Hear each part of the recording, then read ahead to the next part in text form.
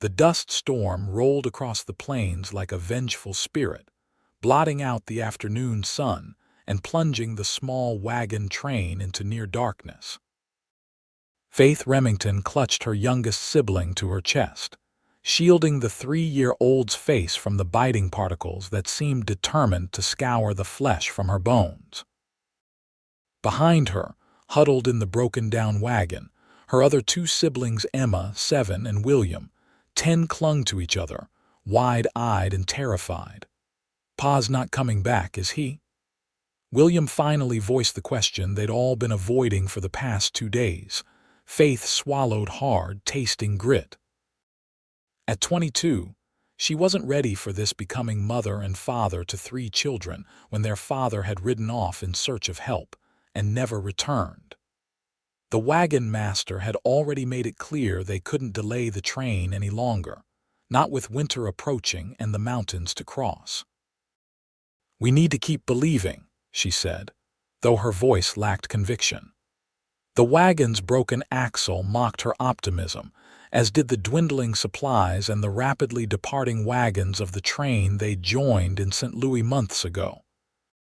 As the last wagon disappeared into the swirling brown haze, Faith fought back tears. "We'll be fine," she lied, smoothing her hand over little Sarah's hair. "Someone will come."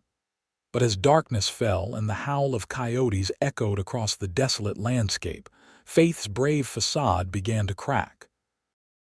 They were alone on the trail to Utah Territory, abandoned in 1871, unforgiving wilderness with little hope of survival.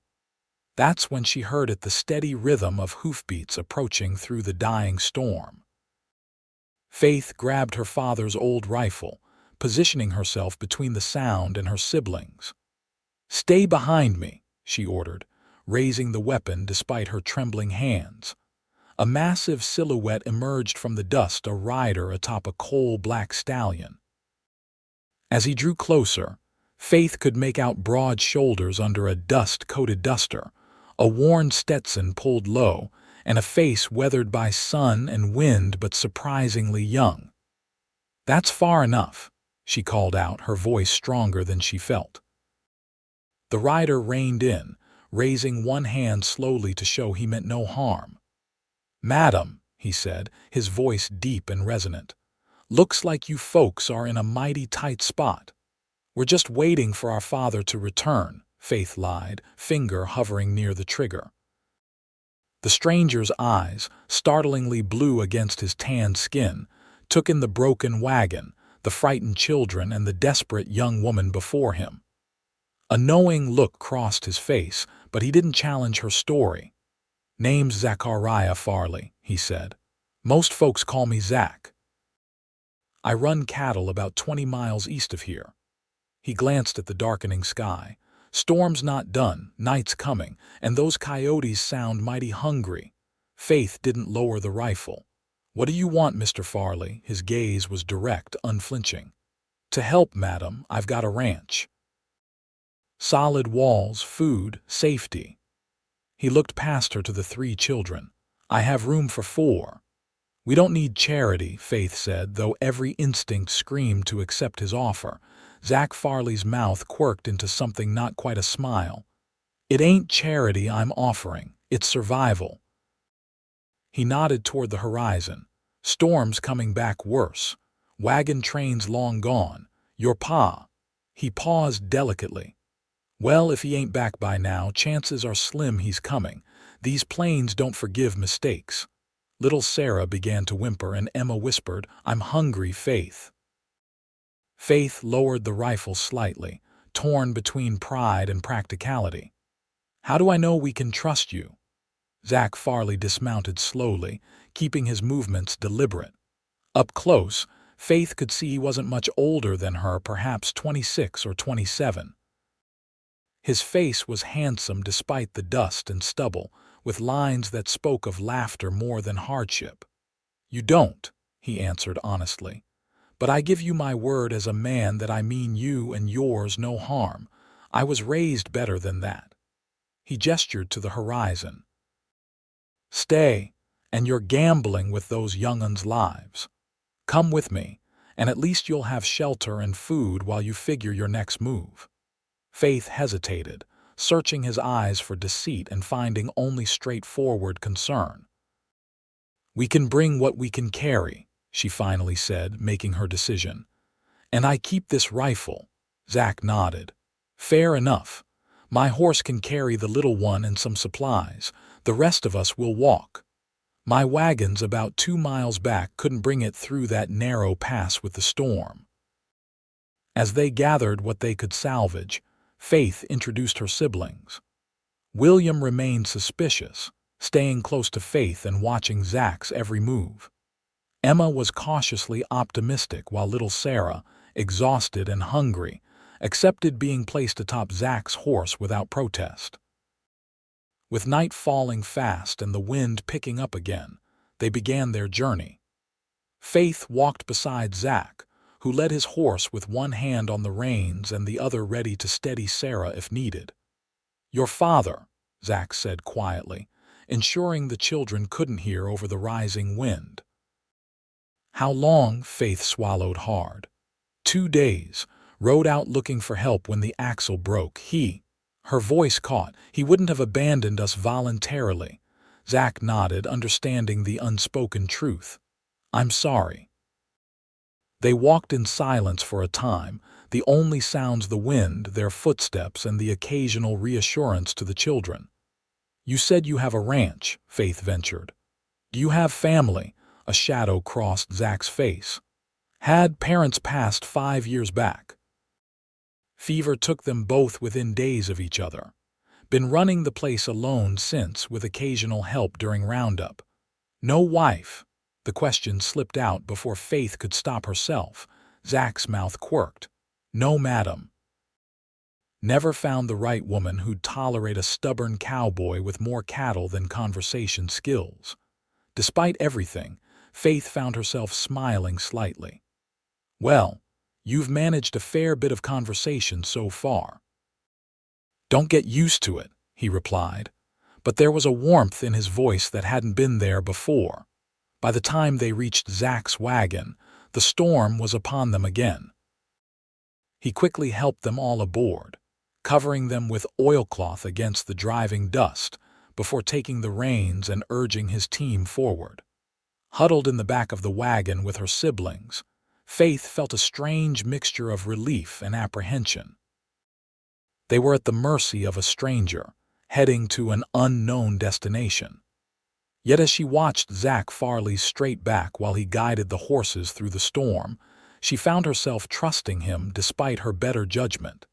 It was nearly midnight when they finally arrived at the ranch. Through the dark and dust, Faith could make out a substantial cabin with a barn and several outbuildings nearby larger than she'd expected. Zach helped them inside, quickly building up the fire in the hearth. The cabin was surprisingly well kept, with sturdy furniture and even small touches like curtains at the windows and a braided rug before the fireplace. "My mother's doing," Zach explained when he caught Faith examining the comfortable surroundings. "Said a house needs a woman's touch, even if the only woman was her."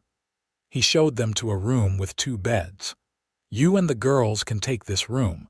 William can bunk with me, or there's a small room off the kitchen if he'd prefer his own space." William, still wary, looked to Faith for guidance. "Your own room might be nice, wouldn't it?" Faith suggested gently. Her brother nodded, though his eyes never left Zach. "I'll fix something to eat," Zach offered. "You all must be starving." As he moved to the kitchen, Faith began settling her sisters. Emma was already exploring the room with curious eyes, while Sarah, exhausted, was nearly asleep on her feet. "Is this our new home?" Emma whispered. Faith smoothed her sister's tangled hair. "No, sweetheart, it's just temporary until we—" "Until what?" She had no plan, no money, and nowhere to go. In the kitchen, Zach efficiently prepared a simple meal of beans, bacon, and cornbread that had been kept warm on the back of the stove. He moved with the ease of a man accustomed to caring for himself, setting the table without fuss. When they gathered to eat, Faith noticed how he'd given the children the largest portions without drawing attention to it. William attacked his food like he hadn't eaten in days, which wasn't far from the truth. Their supplies had been dwindling before the wagon broke down. "Thank you," Faith said quietly when the children were occupied with eating. "For everything." Zach merely nodded. "Get some rest after you eat. Tomorrow we'll see about retrieving more of your things from the wagon." That night, lying in a real bed for the first time in months, Faith listened to her sister's even breathing and tried to quiet her racing mind. Her father was gone, she had to accept that now. They were alone in the world except for this stranger who'd offered shelter. What would happen to them? How would she provide for her siblings in the room across the house? Zach Farley lay awake as well, wondering what had possessed him to bring home a beautiful woman and 3 children. His ordered, solitary life had been upended in an instant by those determined green eyes and the sight of those children huddled in a broken wagon. He'd acted on instinct, but now reality was setting in. What did he know about caring for a family? And what would happen when Faith Remington inevitably decided to move on? Morning brought clarity and sunshine, the storm having blown itself out overnight. Faith woke to the smell of coffee and the sound of quiet voices. Dressing quickly, she found Zach at the stove with Sarah perched on a chair beside him, solemnly watching him flip pancakes. "He's making flapjacks, Faith," the little girl announced, her face brighter than it had been in days. "I can see that," Faith said, surprised at the domestic scene. Zach glanced over his shoulder. "Hope you don't mind. Little Miss here was up with the roosters." "I never mind someone else cooking," Faith admitted, moving to help. "Where are Emma and William?" "Emma's feeding the chickens. Your brother's out to the barn." "Boy knows his way around horses. He's giving mine a proper brushing." There was approval in Zach's voice. The day passed in a flurry of activity. True to his word, Zach hitched up the wagon after breakfast and drove Faith back to their abandoned wagon. They salvaged what they could: clothes, family keepsakes, her mother's china that had somehow survived the journey thus far, and her father's tools. As they worked, Faith found herself watching Zach. He moved with a quiet efficiency, respectful of their possessions even when he couldn't understand why she'd want to keep certain things. "These books weigh a ton," he observed, carefully packing her father's small library. "They were important to him," Faith said. "He believed in education." "Read to us every night, even on the trail." Zach nodded, handling the volumes with new reverence. "Smart man." When they returned to the ranch, they found William chopping wood or attempting to, while Emma kept Sarah occupied collecting eggs that had already been gathered once that morning. "Your brother's determined," Zach commented, watching William struggle with the axe. "Wants to pull his weight." "He's had to grow up fast," Faith said softly. "We all have." That evening, after the children were in bed, Faith and Zach sat at the kitchen table, facing the reality of their situation. "I need to find work," Faith said firmly. "We can't impose on your kindness indefinitely." Zach studied his coffee cup. "There's not much opportunity for a single woman with 3 children in these parts. Nearest town is Parowan, about 15 miles southwest. Small place, but growing. I can cook, clean, so. I was trained as a teacher back east before." Before her mother's death had left her caring for her siblings while her father struggled to maintain their failing farm. Before he decided the West offered a new beginning. A teacher. Zach looked up, interested. "Parowan's been trying to establish a proper school. Currently, the minister's wife teaches the children when she can, but they need someone permanent." Hope flared in Faith's chest. "Do you think they would consider me?" "Can't see why not, though finding a place to live might be the bigger challenge." He hesitated. You're welcome to stay here while you figure things out. Winter's coming on. Wouldn't be right to push you out before spring at the earliest." Faith studied his face. "Why are you helping us, Mr. Farley? Truly?" Zach was quiet for a long moment. "My father would have done the same. He believed we have a duty to help those in need." And his eyes met hers. "I know what it's like to be alone. Wouldn't wish that on anyone, especially those children." The simple honesty in his voice moved her more than any elaborate explanation could have. "Thank you," she said quietly. "We'll try not to be a burden." "You aren't," he assured her. "Truth be told, this place has been too quiet since my parents passed. Besides," he added with a slight smile, "your brother's already proved handy with the horses, and I've never seen the chickens so well tended." The next few weeks established a routine. Faith took over much of the cooking and household management, while the children found their places in the rhythm of ranch life. William shadowed Zach constantly, absorbing everything from how to mend fences to caring for livestock. Emma, practical and organized, helped Faith with household tasks and took special interest in the vegetable garden Zach's mother had established. Even little Sarah found purpose, appointed the official egg gatherer and cat minder for the barn's mouser and her new litter of kittens. For his part, Zach gradually adjusted to having his quiet life invaded by noise, questions, and the constant needs of 4 additional people. Faith often caught him watching them with an expression of bemused wonder, as if he couldn't quite believe they were there. On a crisp October day, Zach announced he needed to go into Parowan for supplies and to sell some cattle. "I thought maybe you and the children might want to come along," he suggested to Faith over breakfast.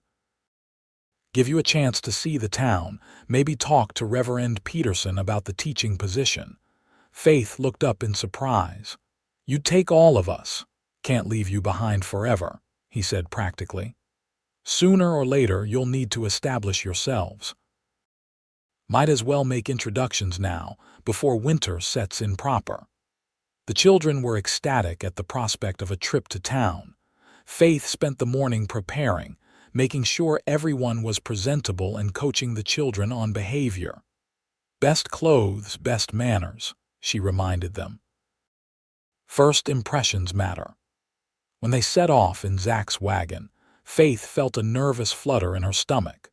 This would be their first public appearance, and she was acutely aware of how their situation might appear a single woman and 3 children living with an unmarried man.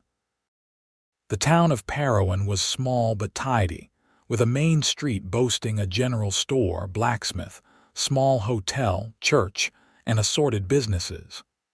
As they drove down the street, Faith noticed curious glances from the townspeople. Zach pulled up in front of the general store. "I need to see about the cattle sale first," he told Faith. "Store's a good place to start. Mrs. Holloway runs it, knows everyone's business, and is generally kind about it." Inside the store, they were greeted by a plump woman with bright eyes and a welcoming smile. "Zachariah Farley, as I live and breathe. Haven't seen you in nearly 2 months, young man." "Been busy, Mrs. Holloway," Zach replied, removing his hat. The woman's curious gaze fell on Faith and the children. "So I see," she said meaningfully. Zach cleared his throat. "This is Miss Faith Remington and her siblings. They were separated from their wagon train during the big dust storm last month. I'm helping them get settled until they can arrange something permanent." Faith stepped forward, extending her hand. "Pleased to meet you, Mrs. Holloway." The older woman's sharp eyes assessed Faith, then softened. "Likewise, dear, quite an adventure you must have had." She looked at the children. "And these fine young people are," after introductions were made, Mrs. Holloway insisted on offering the children peppermint sticks while she and Faith talked. Zach excused himself to see about his cattle business, promising to return shortly. "So," Mrs. Holloway said once they were alone, "you're staying at Zachariah's ranch?" Faith nodded, bracing for disapproval. Instead, the older woman smiled. "That boy's been alone too long. Place needs a woman's touch and children's laughter.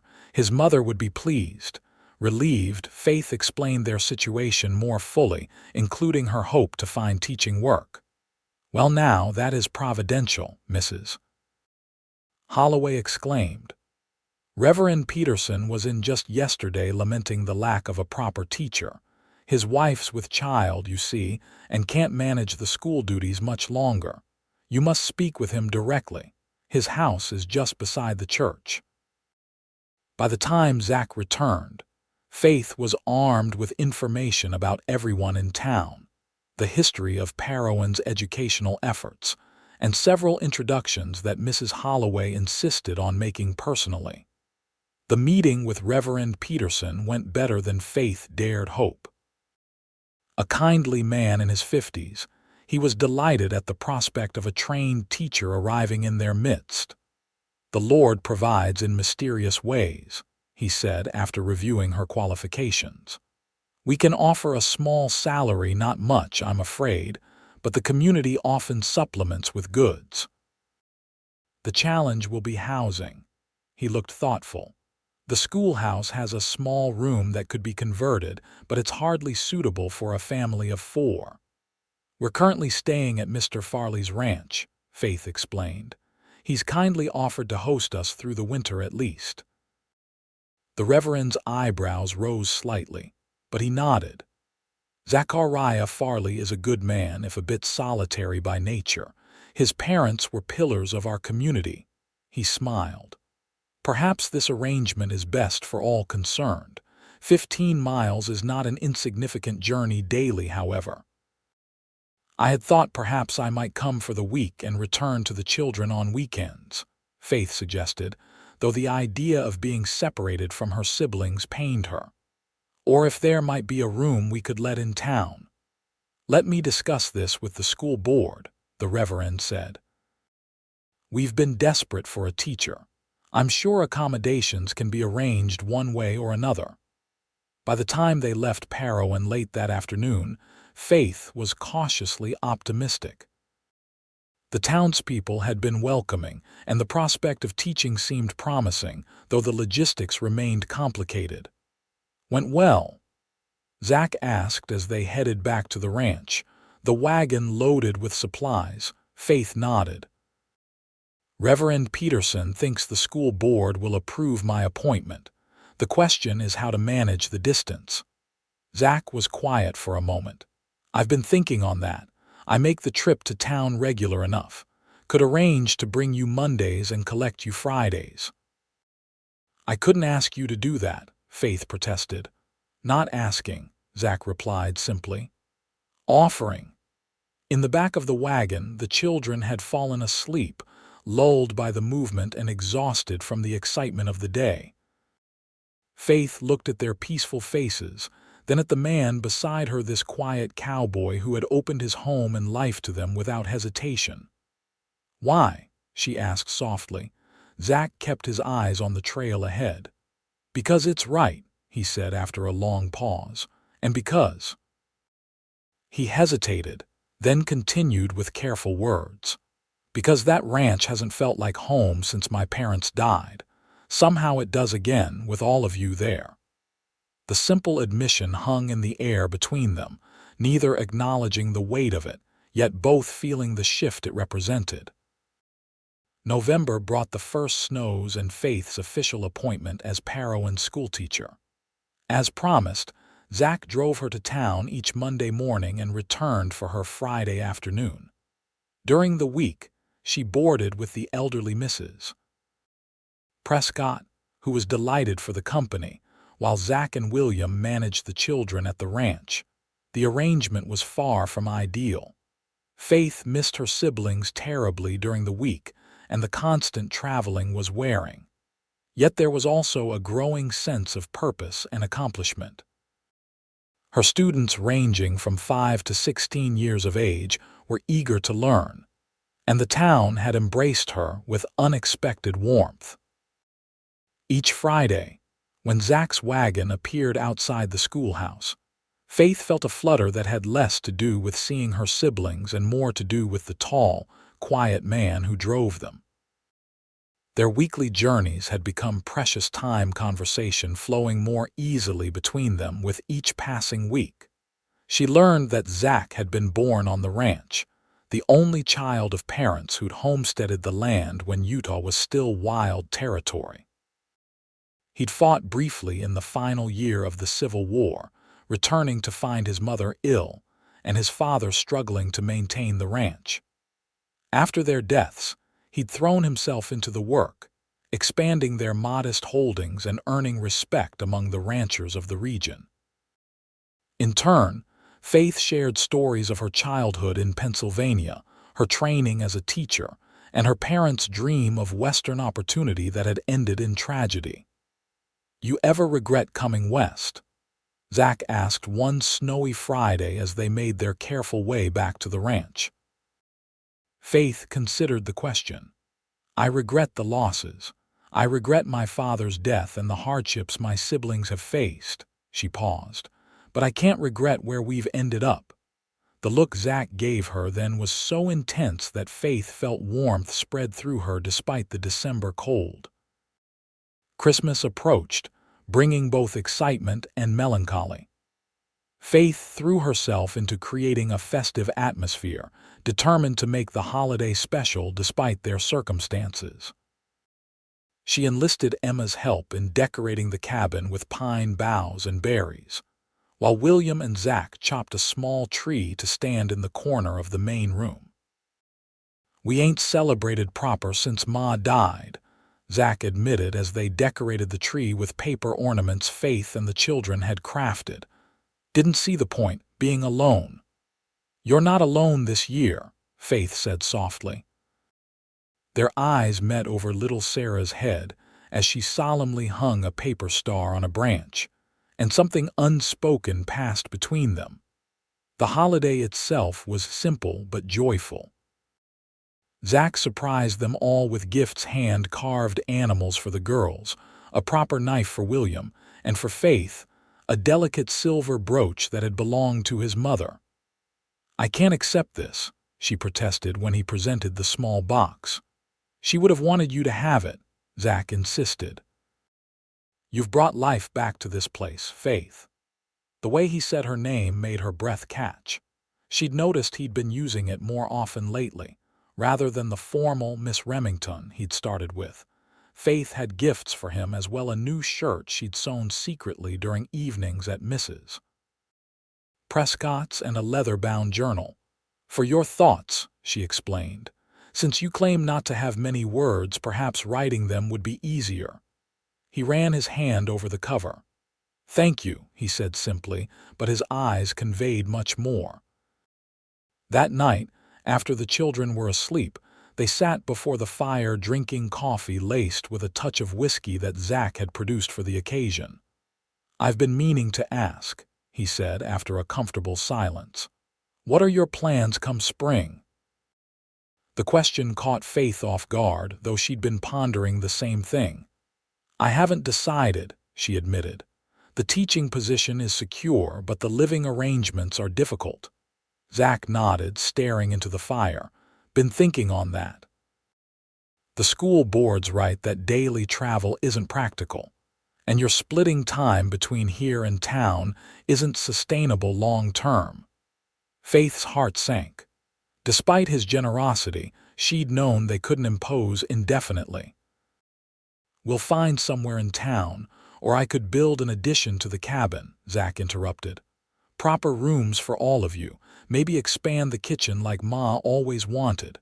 Faith stared at him. "You do that? Why?" Zach set down his cup and turned to face her fully. "Because I want you to stay." "All of you? As boarders?" Faith asked, needing clarification despite the look in his eyes that suggested otherwise. Zach took a deep breath. "No, Faith, not as boarders." The air between them seemed to thicken as understanding dawned. "I know it hasn't been that long," he continued, words coming faster now as if he feared losing courage. "And I'm not the most demonstrative man. But these past months," Having you and the children here, it's made me realize what I've been missing, what this place has been missing. Faith's heart pounded. "Zach, let me finish," he said gently. "I'm not asking for an answer tonight. Just want you to know that if you chose to stay, it wouldn't be out of charity or obligation on my part. It would be because I've grown to care for you, for all of you. And I believe we could build something good here, together." Faith looked into his earnest blue eyes and saw the future he was offering: stability, security, partnership, and something more, something growing between them that neither had dared name yet. "I need time," she said finally. "This isn't just my decision. The children, of course," Zach agreed quickly. "Take all the time you need. I'm not going anywhere." The weeks following Christmas brought heavy snows that temporarily suspended Faith's teaching duties. Confined to the ranch, the family fell into an even closer routine. Faith observed Zach with new eyes, noting his patience with William's endless questions, his gentle guidance of Emma's growing interest in ranch management, and the tender way he'd carry an exhausted Sarah from the barn after she'd spent hours watching the new calves being born. Most telling were the moments when he didn't know she was watching, the way his eyes would follow her across the room, the small adjustments he made to accommodate their preferences, the careful distance he maintained while making it clear his feelings remained unchanged. One evening in late January, Faith found Zach alone in the barn, tending to a mare that had recently foaled. She watched from the doorway as he spoke softly to the animal, his strong hands gentle as he checked the leg that had been giving the horse trouble. "You have a way with them," Faith observed, stepping into the warm, hay-scented space. Zach looked up, surprise and pleasure crossing his face. "They know when you mean well," he said simply. "Animals, children, they sense intention." Faith moved closer, running her hand along the mare's neck. "I've been thinking about what you said at Christmas." Zach straightened, giving her his full attention but saying nothing, waiting. "I've talked with the children," Faith continued. "Asked how they felt about staying here permanently, about us possibly becoming a proper family. And—" Zach's voice was carefully neutral, but Faith could see the tension in his shoulders. "William asked if that meant he could officially learn ranching from you. Emma wanted to know if she could have a garden plot of her own in spring. And Sarah—" Faith smiled. "Sarah wanted to know if she could call you Papa." The hope that bloomed on Zach's face was beautiful to behold. "What did you tell them?" "I told them I needed to speak with you first." Faith took a step closer. "I told them that becoming a family is a serious decision, not to be taken lightly. That it would mean changes for all of us." Zach nodded, his gaze never leaving her face. "And what do you think, Faith? Beyond practical considerations of shelter and security, what do you want?" Faith's heart raced. This was the moment to be completely honest with him and with herself. "I think I've been afraid," she admitted. "Afraid to trust again after losing so much. Afraid to believe we could find a home again, let alone—" She paused. "Let alone that I might find someone to love. And now," Zach asked, his voice low. "Now I'm still afraid," Faith said with a small smile. "But I'm more afraid of walking away from what could be." She reached for his hand. "You offered room for 4. I'm offering 4 hearts in return, though I can only truly speak for mine." Zach's fingers closed around hers, warm and strong.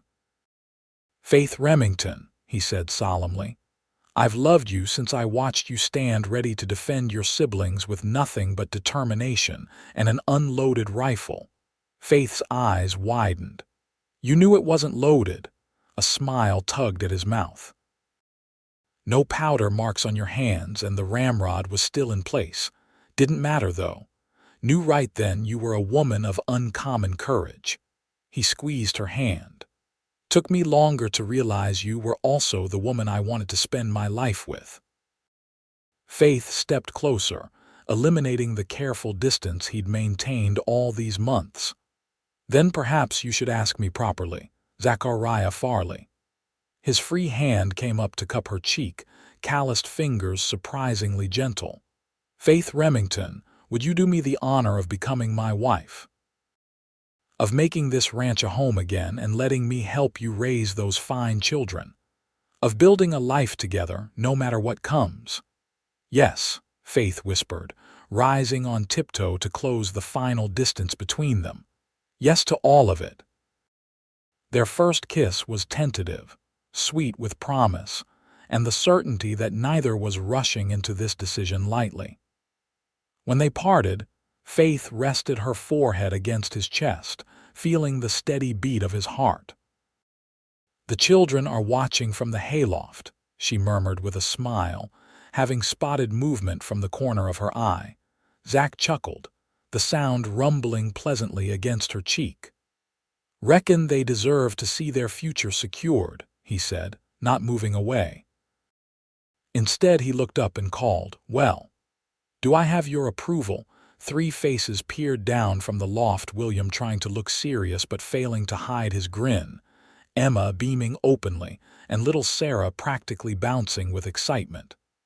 "Does this mean we're staying forever?" William asked. "If that's what you all want," Zach replied. "And you'll be our pa now," Emma added. Zach's arm tightened around Faith. "I'd be honored to be, though I know I can't replace your real father, but I promise to do my best by all of you." "I knew you'd be our papa," Sarah declared with the certainty of a 3-year-old. "I asked Jesus for one for Christmas." Faith laughed through the tears that had begun to fall. "Well, he certainly delivered, though a bit late." "Some gifts take time," Zach said softly. The wedding took place in early April, when the worst of winter had passed, and the first wildflowers dotted the ranch's pastures. Reverend Peterson performed the ceremony in Parowan's small church, with what seemed like the entire town in attendance. Mrs.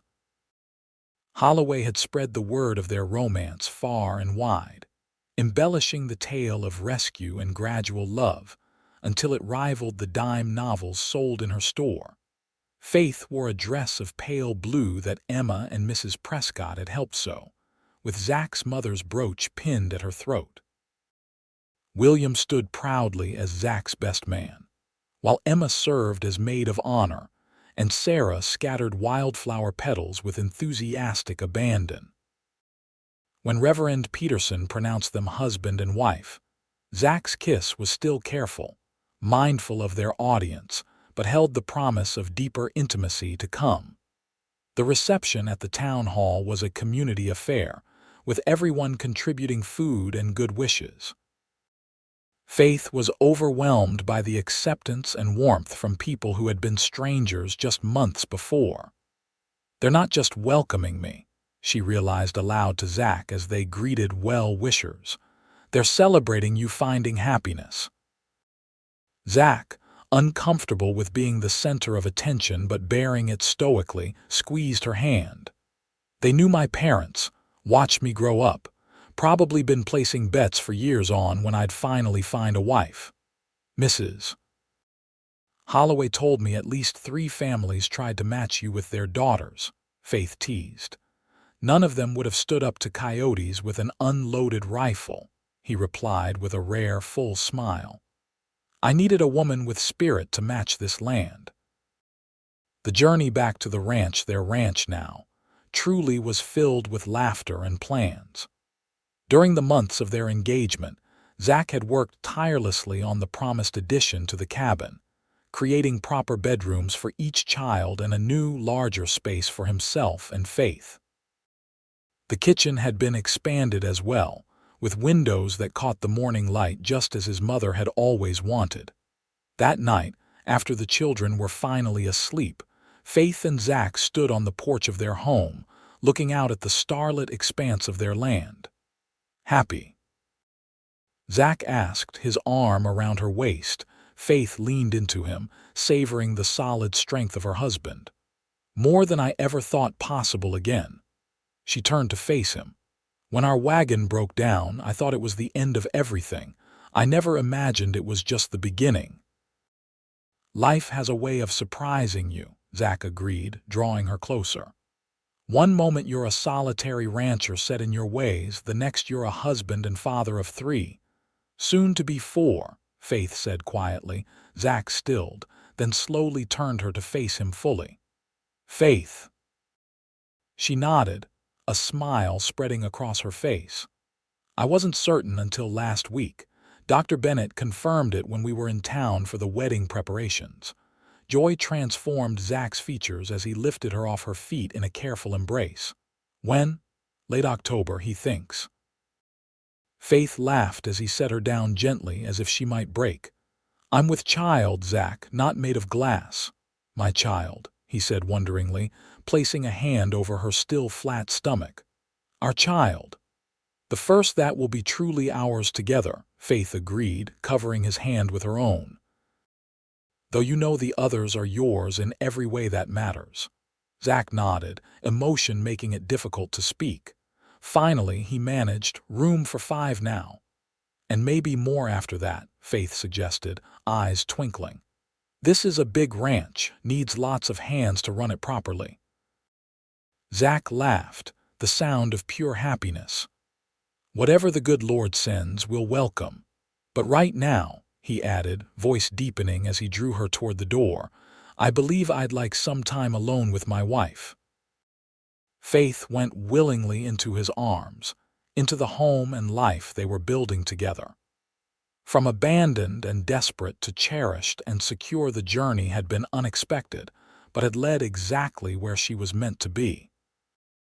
The years that followed brought challenges, as all lives do, but the foundation Zach and Faith built proved strong enough to weather them all. William grew into a fine young rancher, eventually partnering with Zach to expand their holdings. Emma developed a talent for breeding horses that became renowned throughout the territory. Sarah, always the dreamer, became a teacher like her sister mother, eventually taking over Faith's position when her own children needed more of her attention. Their first child together was a son they named James, after Faith's father. He was followed by twin girls 2 years later, and finally another boy who completed their family. The ranch prospered, the house expanded again, and their dinner table grew increasingly crowded with family, friends, and the occasional traveler in need of shelter. Sometimes, on quiet evenings when the younger children were asleep and the older ones occupied with their own pursuits, Faith and Zach would sit on the porch like they had that first night as husband and wife, marveling at the life they'd created together. "Did I ever thank you?" Faith asked once, as they watched a summer sunset paint the sky in brilliant oranges and pinks. "For what?" Zach asked, his hair now threaded with silver but his eyes as blue and direct as the day they'd met. "For stopping that day. For offering room for 4 when you could have ridden past." Zach took her hand, running his thumb over the simple gold band he'd placed there decades ago. "I should be thanking you, for trusting a stranger, for bringing life and love back to this land." He smiled, the lines around his eyes deepening. "For giving me a family when I thought I'd always be alone." Faith leaned against his shoulder, content in the knowledge that what had begun as an act of compassion had grown into something enduring and beautiful. The broken-down wagon and desperate fear of abandonment were distant memories now, replaced by the solid reality of the life they'd built together, a life far richer and more fulfilling than either could have imagined on that dust-swept plain where their story began. "Room for 4, she murmured. "Best offer I ever accepted." Zach chuckled, pressing a kiss to her graying hair. "Best words I ever spoke." As night fell over Farley Ranch, the lights from the windows spilled out like beacons, illuminating a home filled with love that had begun with a simple act of kindness and grown into a legacy that would endure for generations to come.